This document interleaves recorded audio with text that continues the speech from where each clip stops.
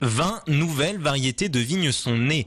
L'Institut national de la recherche agronomique de Colmar vient de mettre au point une vigne résistante aux deux principales maladies viticoles, le mildiou et l'oïdium. Actuellement, pour éradiquer ces deux champignons, 34 000 tonnes de fongicides sont utilisées tous les ans par les vignerons français.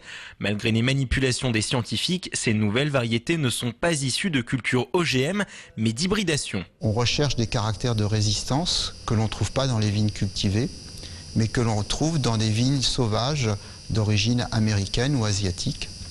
Et l'idée de ce programme, c'est de croiser ces sources de résistance avec des vignes européennes, des cépages classiques qui présentent des caractères de qualité.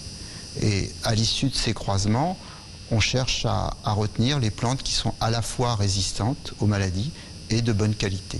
Les nouvelles variétés de raisins de l'INRA donneront naissance à plusieurs vins rouges inédits qui se rapprocheront gustativement et qualitativement du merlot, un Bordeaux très répandu. 12 ans de travail, 8 scientifiques, 12 000 pépins issus de 50 croisements, tout ça pour gagner plus d'argent. Une des motivations, mais ce n'est pas la seule, de création de ces variétés résistantes, c'est de diminuer les coûts de production pour économiser notamment les coûts des traitements contre les maladies qui utilisent des fongicides. Mais ce n'est pas pour autant que ces plants de vigne pour le viticulteur seront plus chers.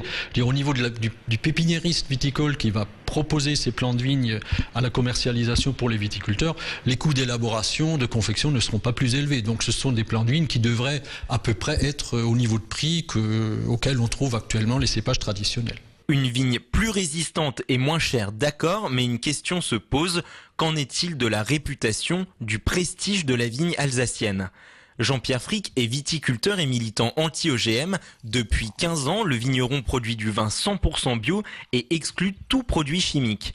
Les économies engendrées par les nouvelles variétés de vignes ne l'intéressent pas. L'authenticité du vin qu'il élabore est exclusivement liée aux raisins que sa famille récolte depuis 12 générations.